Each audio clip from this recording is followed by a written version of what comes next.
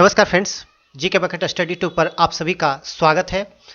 जीव विज्ञान की श्रृंखला में भाग 16 में आज हम उत्सर्जन एवं परिसंचरण तंत्र से संबंधित महत्वपूर्ण प्रश्नों को देखेंगे। इस चैनल से जुड़ने वाले जो भी नए व्यूअर हैं उनके लिए एक जानकारी यह है कि हमारे चैनल पे जो प्रारंभिक परीक्षा से संबंधित एक दिवसीय वीडियो है उनको ई बुक यानी कि PDF फॉर्मेट में भी उपलब्ध कराया जा रहा है। इसके अलावा पेपरबैक फॉर्मेट में भी कुछ बुक उपलब्ध हो गई है, तो आप जाकर ऑनलाइन परचेज कर सकते हैं। भारतीय इतिहास और भारतीय संविधान की पेपरबैक फॉर्मेट बुक उपलब्ध है। हमेशा की तरह वन लाइनर फॉर्मेट में प्रश्नों को देखेंगे ताकि कम समय में ज़्यादा से ज़्यादा प्रश्न रिवीजन हो सके। पहला प्रश्न लेते हैं। शरीर से हानिकारक पदार्थ की अधिक मात्रा का शरीर से निष्कासन करने की जैविक प्रक्रिया क्या कहलाती है? तो इसे कहते हैं उत्सर्जन। नेक्स्ट प्रश्न लेते हैं। शरीर में जल की उपयुक्त मात्रा तथा उपयुक्त आयनों का संतुलन बनाए रखना क्या कहलाता है? यह कहलाता है परासरण नियमन।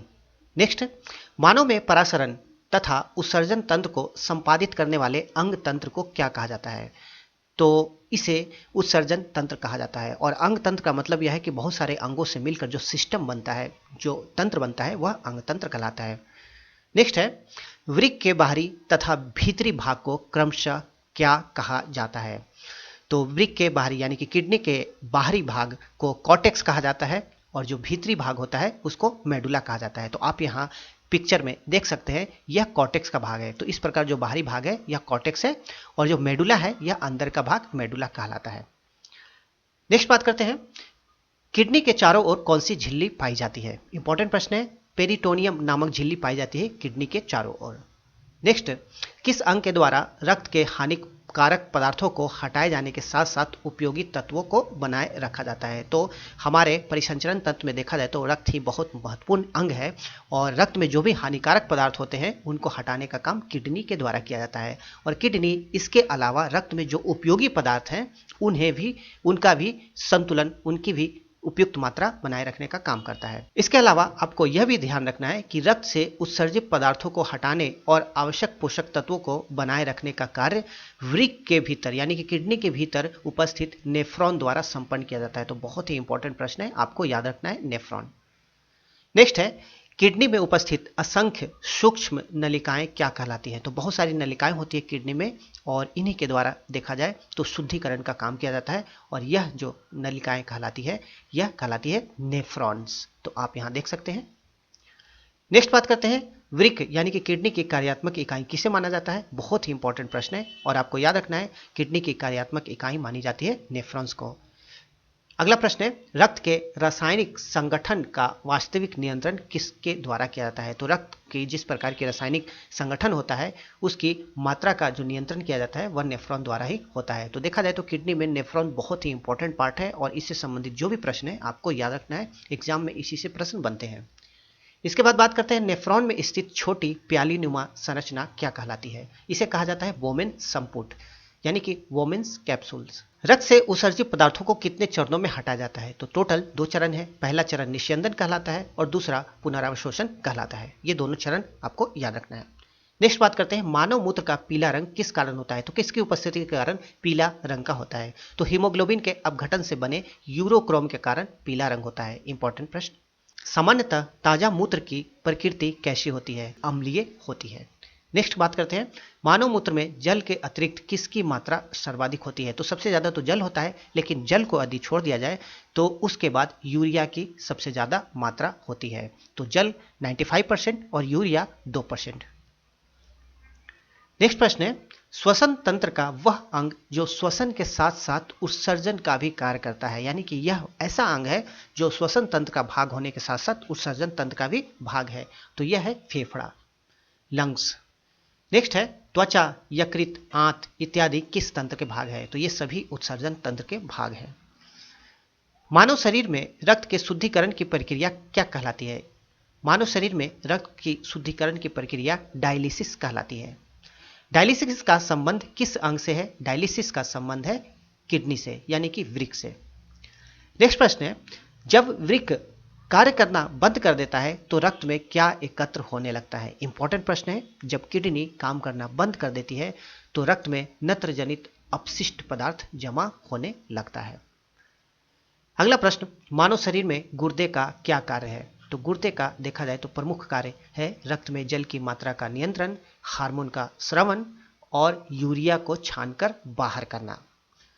नेक्स्ट बात करते हैं, मानव वृक्क यानी कि किडनी स्टोन के रूप में पाए जाने वाला पदार्थ क्या है? तो किडनी में कई बार स्टोन की हम बात सुनते हैं, तो वास्तव में स्टोन होता क्या है? तो यह है कैल्शियम ऑक्सलेट। आगे बात करते हैं, मानव में किस प्रकार का परिसंचरण तंत्र पाया जाता है? मानव में जो परिसंचरण तंत्र पाया जाता है उसे कहते हैं दोहरा तथा बंद परिसंचरण तंत्र। मानव के परिसंचरण तंत्र को दोहरा परिसंचरण तंत्र क्यों कहा जाता है?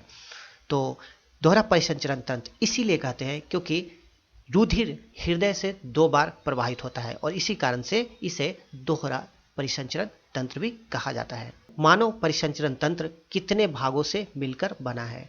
तो यह है 2 भाग, एक है रक्त परिसंचरण तंत्र और दूसरा है लसिका परिसंचरण तंत्र। नेक्स्ट प्रश्न लेते हैं, रुधिर परिसंचरण तंत्र की खोज किसके द्वारा की गई? बहुत ही इंपॉर्टेंट प्रश्न है और खोज करने वाले हैं विलियम हार्वे।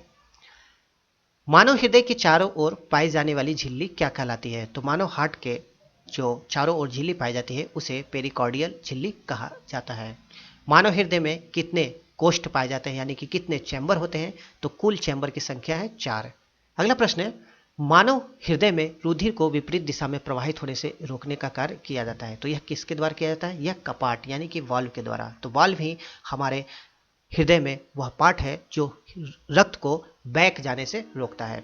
आगे बात कर, हृदय को रक्त पहुंचाने का कार्य किसके द्वारा किया जाता है? तो हृदय को जो रक्त पहुंचाया जाता है वो कोरोनरी धमनी के द्वारा पहुंचाया जाता है। संपूर्ण शरीर से अशुद्ध रक्त यानी कि CO2 युक्त हृदय के किस भाग में सर्वप्रथम प्रवेश करता है? तो हमारे शरीर का जो अशुद्ध रक्त होता है, जो CO2 से युक्त होता है, वह हृदय के सबसे पहले किस भाग में प्रवेश करता है? तो यह है दायां आलिंद यानी कि राइट एट्रियम।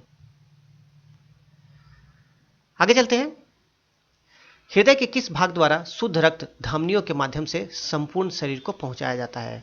तो यह है बायां निलय। तो हृदय के द्वारा जब रक्त को शुद्ध कर दिया जाता है तो बाएं निलय के माध्यम से यह संपूर्ण शरीर को पहुंचाया जाता है। नेक्स्ट है, मानव हृदय का प्रमुख कार्य क्या है? मानव हृदय का प्रमुख कार्य है शरीर के विभिन्न भागों को रुधिर पंप करना। तो रक्त को पंप करने का कार्य हृदय द्वारा किया जाता है और यही इसका सबसे महत्वपूर्ण कार्य है। आगे बात करते हैं, हृदय के संकुचन तथा अनुशीतलन को सम्मिलित रूप से क्या कहा जाता है? इसे कहा जाता है हृदय की धड़कन। नेक्स्ट है, हृदय के भीतर संकुचन और अनुशीतलन के आवेग का प्रसारण किस रूप में होता है? तो यह होता है विद्युत रासायनिक तरंगों के रूप में। नेक्स्ट बात करते हैं, सामान्य अवस्था में स्वस्थ मानव का हृदय 1 मिनट में कितनी बार धड़कता है? तो सामान्य अवस्था में 1 मिनट में 72 बार यानी कि 72 बार धड़कता है। अगला प्रश्न है, व्यायाम अथवा कठोर शारीरिक श्रम की अवस्था में हृदय की धड़कन पर क्या प्रभाव पड़ता है? तो जब भी हम व्यायाम करते हैं या शारीरिक श्रम करते हैं तो उस समय हृदय की धड़कन बढ़ जाती है।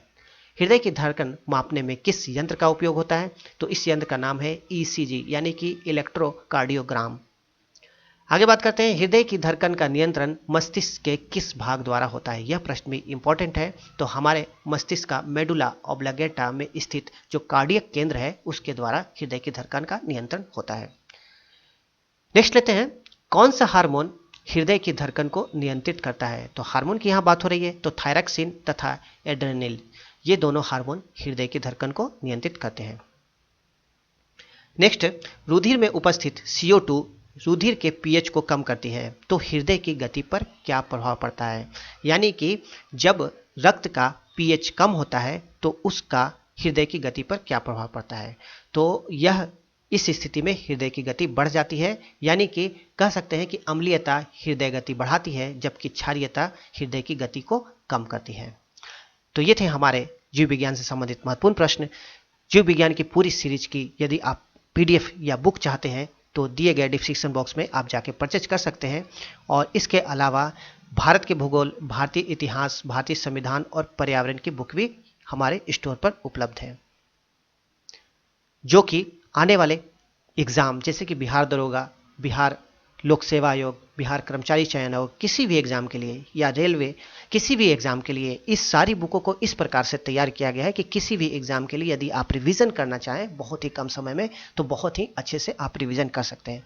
इसके अलावा आपको बता दूं कि भारतीय इतिहास और भारत के संविधान ये पेपर बैक फॉर्मेट में भी ऑनलाइन उपलब्ध है, तो आप चाहे तो पेपर बैक फॉर्मेट में भी ऑर्डर कर सकते हैं।